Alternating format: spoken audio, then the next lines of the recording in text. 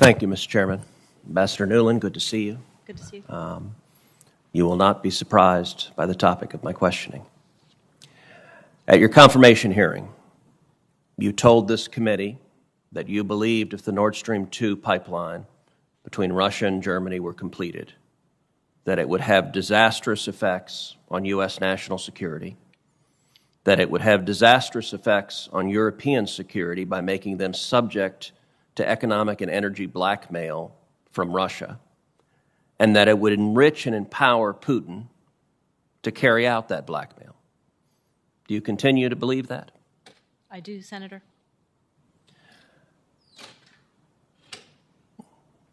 My understanding is that the State Department recommended that sanctions be imposed on the company that is building the Nord Stream 2 pipeline and on the CEO, and that the State Department did so consistent with the sanctions that Congress passed into law that I authored. Not one set of sanctions, but two sets of sanctions that passed both houses of Congress with overwhelming bipartisan support, nearly unanimous support. My understanding is the State Department recommended that those sanctions be imposed to try to stop the pipeline, and that the Biden White House overrode that recommendation. Is that accurate? Senator, I think you won't be surprised that I'm not going to discuss internal administration deliberations. I don't think you were here when I read out some of the actions that we have worked on with the German government. I can repeat that here. But obviously, our intention here, and we did sanction the company and sanction its leadership. We chose to waive those sanctions to buy some time to see if we could work with Germany so that it could take responsibility for the pressure that this pipeline puts not only on Ukraine and on Poland and on Eastern Europe, but on the advantages that it gives to Russia, both in security and economic terms. We will later this afternoon release the results of those negotiations, a U.S.-German joint statement, which includes a number of elements. And since I've already read it out to your colleagues, I won't waste the committee's time. I can share it with you after this. But one point in particular, which I think is very important for Ukraine and for our collective response, is that Germany has committed to take action that should Russia attempt to use energy as a weapon or commit further aggressive acts against Ukraine, Germany will take action at the national level and press for effective measures at the European Union level, including sanctions, to limit Russian export capabilities to Europe in the energy sector, including gas and other economically relevant sectors. So we can talk about how we are doing here, but our effort right now is to continue to protect Ukraine and others. So as promises go, that promise from Angela Merkel is on its face incredibly weak. And the deal that is going to be announced today, conveniently at 9 p.m. German time, so presumably to mitigate the pushback from the Greens in Germany, is, in my view, a complete and total capitulation by President Biden to Putin. He has given Putin everything he wants. He has surrendered on the pipeline that we had stopped, that we had successfully stopped until Biden surrendered.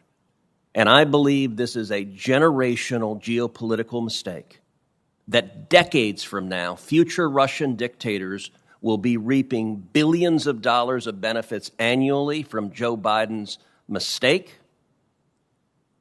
and will be using that pipeline to exert economic blackmail on Europe decades from now. Let me ask a straightforward question.